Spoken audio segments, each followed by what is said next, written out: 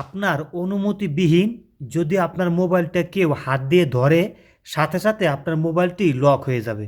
খুব সুন্দর একটা সিস্টেম। কিভাবে আপনারা এই সিস্টেমটা করে রাখবেন চলুন দেখিয়ে দেই। ভিডিওটা টানাটানি করবেন না, আমি যেভাবে বলি এইভাবে করবেন, তাহলে কিন্তু আপনারাও এই সেটিংটি করে রাখতে পারবেন। চলুন কিভাবে করবেন দেখিয়ে দিই। প্রথমে আপনাদের মোবাইলের থাকা সেটিংয়ে চলে যাবেন। সেটিংয়ে যাওয়ার পরে এরকম সুইপ করে একটু নিচে আসবেন। আসার পরে দেখবেন লেখা থাকবে গুগল সার্ভিস।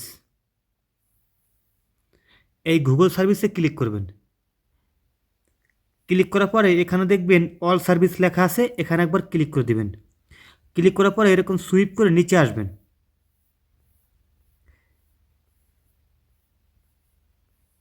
আসার পরে দেখবেন লেখা থাকবে থিফট প্রোটেকশন, ঠিক আছে, এখানে একবার ক্লিক করবেন। ক্লিক করার পরে একটু নিচে আসবেন। আসার পরে বন্ধুরা দেখবেন লেখা থাকবে থিফট ডিটেকশন লক, এটা আপনারা ক্লিক করবেন।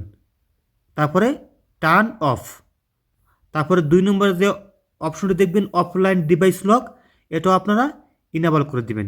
কাজটি শেষ, এরপরে ব্যাগে চলে আসবেন। ঠিক আছে, এখন থেকে আপনাদের মোবাইলটি যদি আপনার অনুমতিবিহীন কেউ যদি হাত দেয় কিংবা নিয়ে যাওয়ার চেষ্টা করে, সাথে সাথে কিন্তু লক হয়ে যাবে, এমনকি সে আর কোনো সময় এই লকটি খুলতে পারবে না।